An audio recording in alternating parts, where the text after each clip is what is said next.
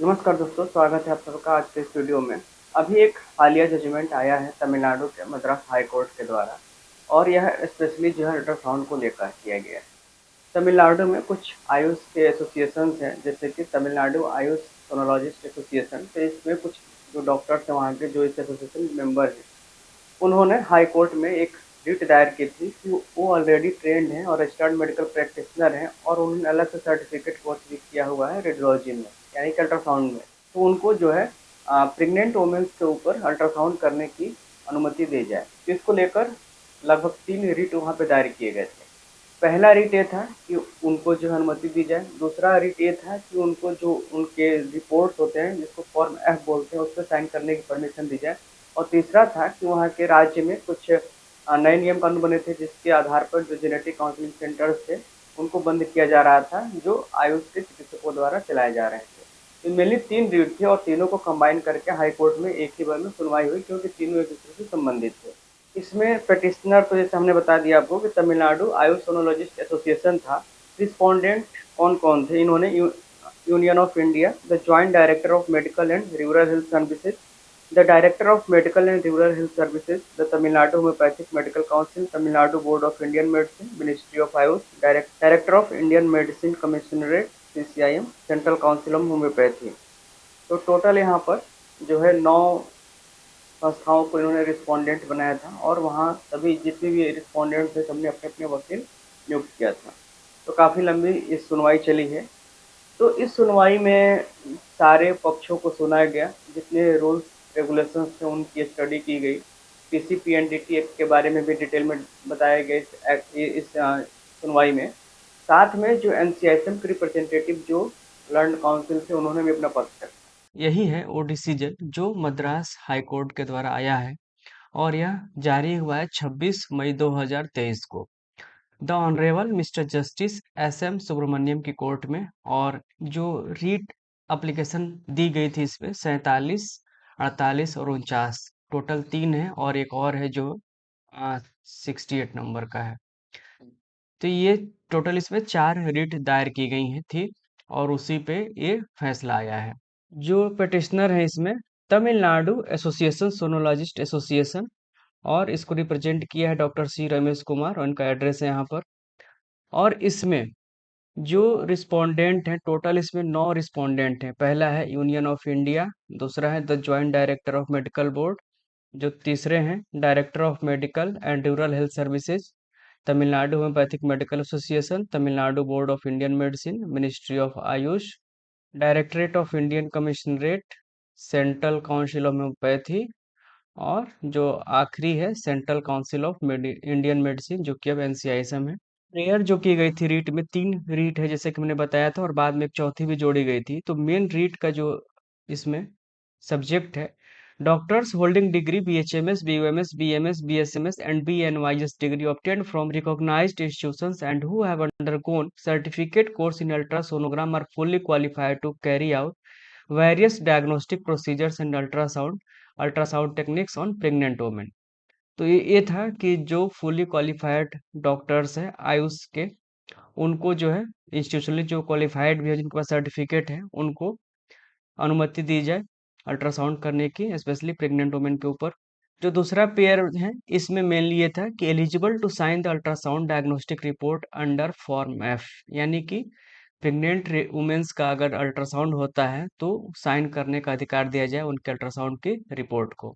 जितने भी counselling centres हैं, जेनेटिक लेबोरेटरी हैं, जेनेटिक क्लिनिक्स हैं, हॉस्पिटल्स हैं, वो परमिट किए जाए कि आयुर्वेद के, यूनानी के, होम्योपैथी के डॉक्टर भी उसको चला सकें।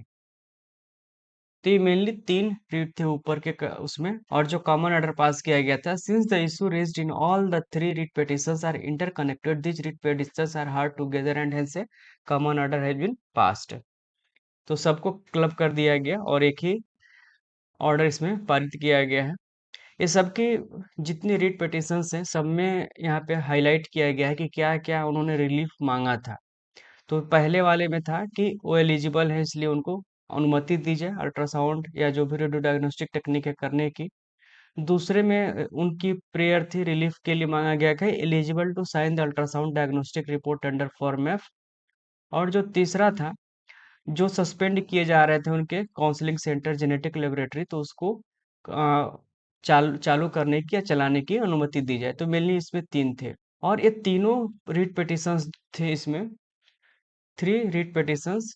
ये तमिलनाडु आयुष सोनोलॉजिस्ट एसोसिएशन ने दायर किया था तीनों रिट को, और ये तीनों जो है एफिलिएटेड थे डॉक्टर एमजीआर मेडिकल यूनिवर्सिटी से। तो जो याचिकाकर्ता थे उन्होंने सर्टिफिकेट कोर्स किया था अल्ट्रासोनोग्राफी में।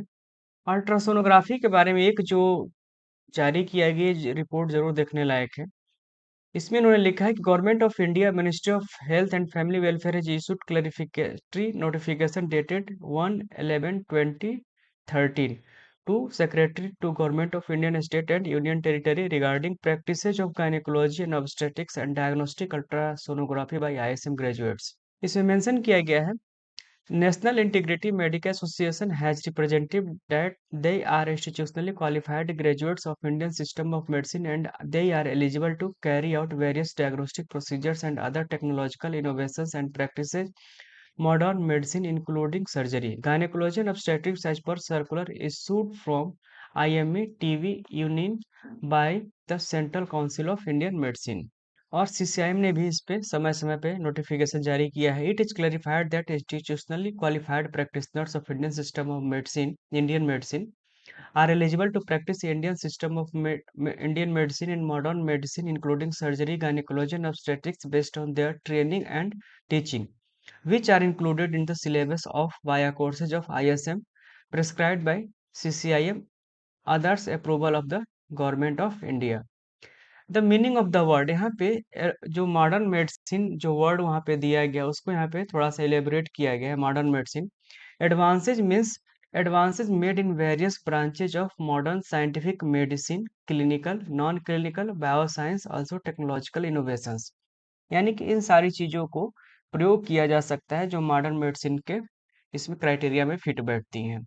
Further, it is clarified that the rights of practitioners of Indian system of medicine to practice modern scientific system of medicine are protected under Section 17 third B of Indian Medicine Central Council Act 1970।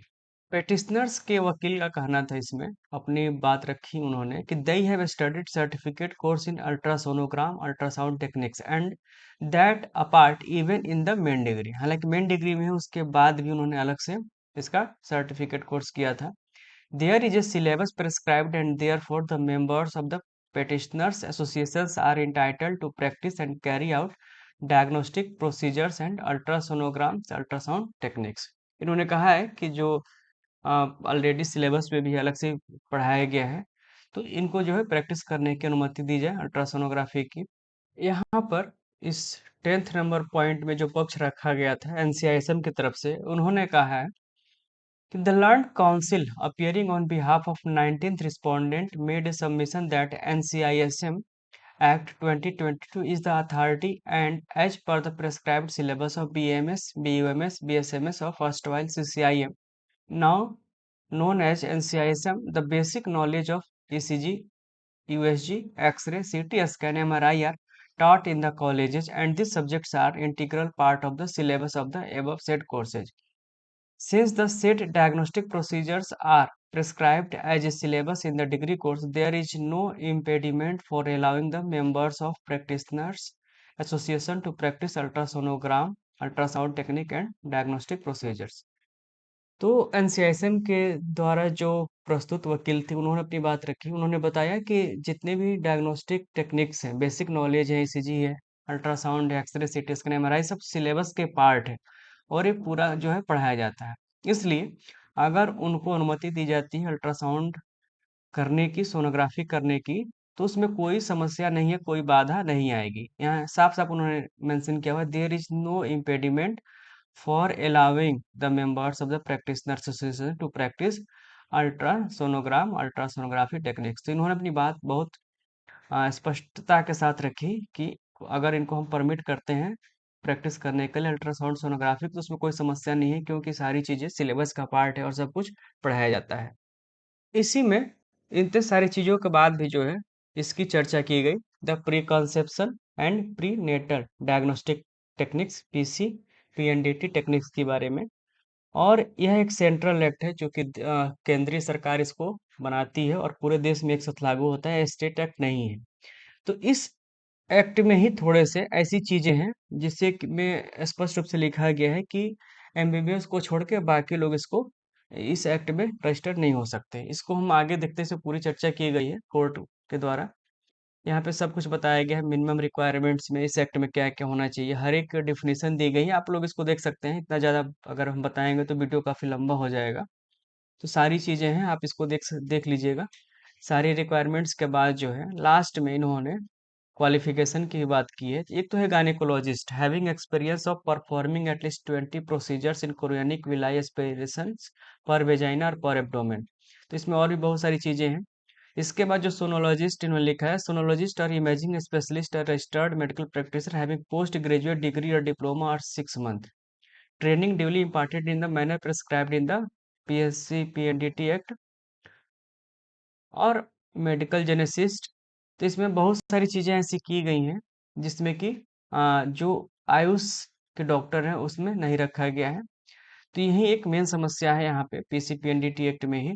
तो इस नियम के तहत चूंकि central act है और इसमें जो है आयुष चिकित्सकों को इससे बाहर रखा गया है। मेन समस्या ये थी कि इस एक्ट में ही बाहर कर दिया गया है और सेंट्रल एक्ट है। सिर्फ इसी बेस पे और कोई कारण नहीं था, सिर्फ इसी बेस पे जो है, जैसे कि यहाँ पे है जो training in the fundamentals in abdomino pelvic ultrasonography level 1 for MBBS doctor. तो यहाँ पे स्पेशली मेंशन किया गया है कि एमबीबीएस डॉक्टर्स के लिए ही ये है। तो इसी आधार पे जो है माननीय हाई कोर्ट ने अपना निर्णय दिया है। और यहाँ पे एलिजिबिलिटी फॉर ट्रेनिंग ये सारी चीजें हैं इसमें, स्पेशली केवल एमबीबीएस के लिए। तो इस रूल्स में ही दिक्कतें हैं सारी, क्योंकि रूल्स में ही आईएसएम को आयुष डॉक्टर्स को बाहर कर दिया गया था। तो इसी आधार पे जो है जो माननीय हाईकोर्ट का डिसीजन था कि all qualified doctors are not qualified under the provisions of the act 57 of 1995।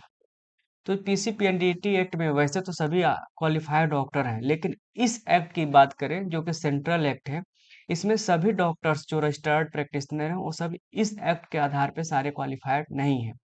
The general definition of qualified doctors cannot be followed. इस केस में जो जनरल डेफिनेशन है क्वालिफाइड डॉक्टर्स की वो इसमें हम लागू नहीं कर सकते, since the special qualification are prescribed under the central act.